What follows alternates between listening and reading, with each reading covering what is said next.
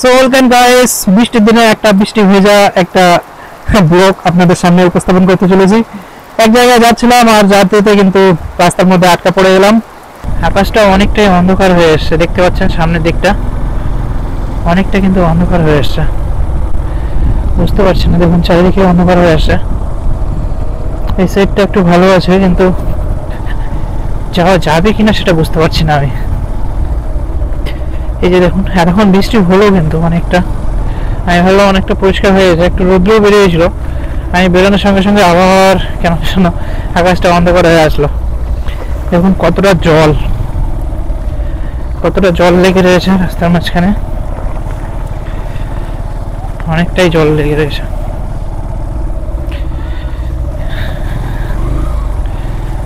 So বাঙালিতে একটা প্রবাদ আছে যে ব্যাঙে মুতে দিলে ভেসে যাবে, সেরকম অবস্থা এই রাস্তার।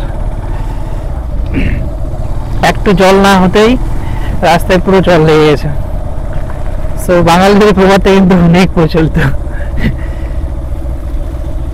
দেখুন মনে হচ্ছে এক একটা পুকুর হয়ে গেছে,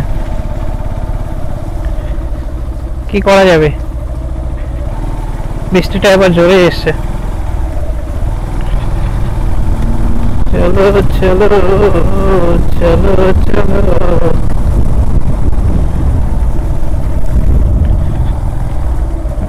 কাপড়টাও নিয়ে আসলাম না।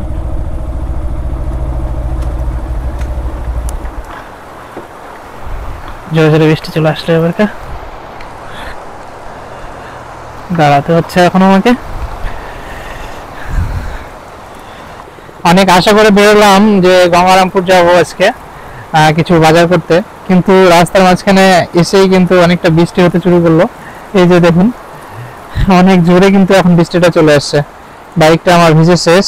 বাইকটা ভিজলে ভালো লাগে, অনেক সুন্দর লাগে। আর অনেকদিন ধরে আমার বাইকটা ধোয়া হয়নি, তাই ভাবছি বাইকটা ভিজুক, অসুবিধা নেই। সো আজকে আর যাওয়া হচ্ছে না আমার গঙ্গারামপুর, আর এখান থেকে আমি রিটার্ন চলে যাবো। যে বৃষ্টি চলে আসছে আমার মনটা একদম ভেঙে চুরমার, আর গঙ্গারামপুর আমার যাওয়া হচ্ছে না। সো এখান থেকে আমি রিটার্ন কিন্তু চলে যাবো বাড়ি। A few minutes later. তো এখন বন্ধুরা বৃষ্টিটা অনেকটা থেমে গেছে, আর হালকা করে স্নোফলের মতো পড়ছেই।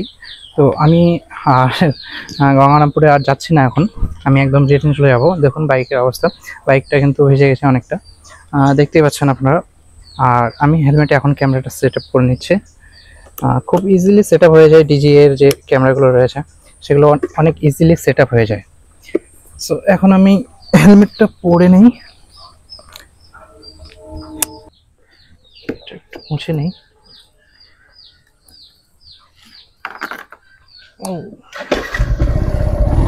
সো এখান থেকে আমি ব্যাক চলে যাব বাড়িতে। আমি আর গঙ্গারামপুরের দিকে যাচ্ছি না, কারণ বৃষ্টিটা এখনো স্নোফলের মতো পড়ছেই। সো সেই জন্য আর যাচ্ছি না। এখান থেকে অনেকটা পথ বাকি রয়েছে এখনো গঙ্গারামপুরে। মাত্র আমি বাড়ি থেকে বেরিয়ে 1 কিলোমিটার কেবল এসেছি, এখনো তো 15 কিলোমিটার এখনো বাকি রয়েছে। সো আমি তাই আর যাচ্ছি না। এই যে দেখুন অল্প একটু বৃষ্টি না হতেই কিন্তু রাস্তার মধ্যে এতটা জল লেগে গেছে, কি বলবো আর। হ্যাঁ, আর রাস্তাটাও অনেকটা খারাপ হয়ে গেছে, কোথাও কোথাও এতটা খাল হয়ে গেছে। দেখুন অনেক খাল হয়ে গেছে রাস্তাটা। আর হালকা করে কিন্তু বৃষ্টি পড়ছে, ক্যামেরার মধ্যে মধ্যে পড়ছে মনে হয়। মুছে দিই একটু। এই যে দেখুন এই জায়গাটা অনেকটা বাজে। আর বৃষ্টির মধ্যে কিন্তু এখন এরকম জমিতে চাষ চলছে। দেখুন ওই সাইডটা কিন্তু ভালোই রয়েছে, মনে হচ্ছে গঙ্গারামপুরের সাইডটা ভালোই রয়েছে। ওই হাতের ডান সাইডে কিন্তু গঙ্গারামপুর, তো ওই সাইডটা ভালোই রয়েছে আকাশটা। আর এই সাইডে দেখুন একদম কিন্তু মেঘলা করে আসছে, আর বৃষ্টিটাও পড়ছে অনেক। তাই আমি আর যাচ্ছি না গঙ্গারামপুর। জোরে জোরে বৃষ্টিটা আবার জোরে চলে আসছে। তো আমি তাড়াহুড়ো করে এখন কিন্তু বাড়িতে গিয়ে ঢুকতে পারলেই আছি। এমনিতে এই শার্টটা মনে হয় এখন ভিজেই গেল। আমার চুলগুলো ভিজে গেছে অনেকটা।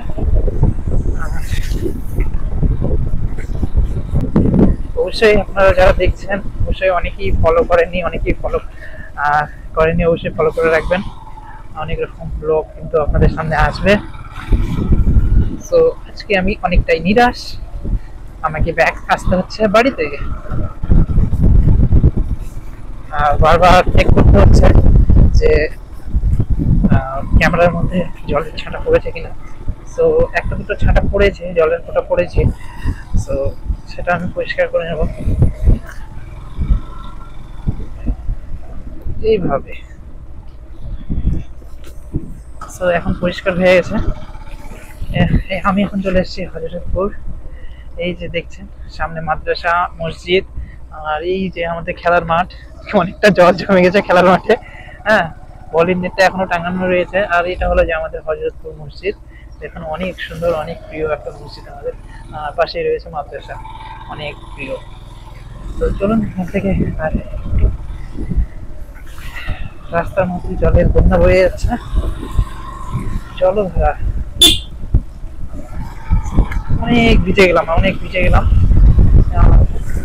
বৃষ্টিটাও কিন্তু অনেক ধরে চলে আসছে এখন।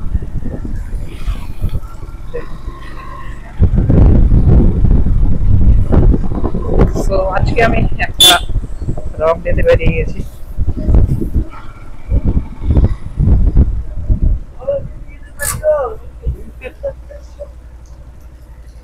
ভিজে গেলাম, ভিজে গেলাম, চলে এসছি। বাস চলে আসলাম।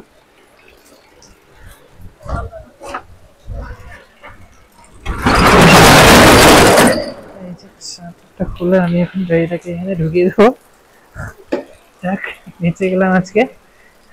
আর বেশি দূর যাওয়া হয়নি, সেই জন্য আরো ভালো হয়েছে। খুব কাছ থেকেই রিটার্ন আসতে হয়েছে, না হলে বেশি দূর পৌঁছে গেলে হয়তো রিটার্ন আসতে অসুবিধা হতো। সো বৃষ্টিতে ভিজে ভিজে বাড়ি চলে আসলাম। দেখুন আমি অনেকটাই ভিজে গেছি, অনেকটাই ভিজে গেছি। আর ক্যামেরার মধ্যে অনেকগুলো জল লেগে গেছে, ঠিক আছে।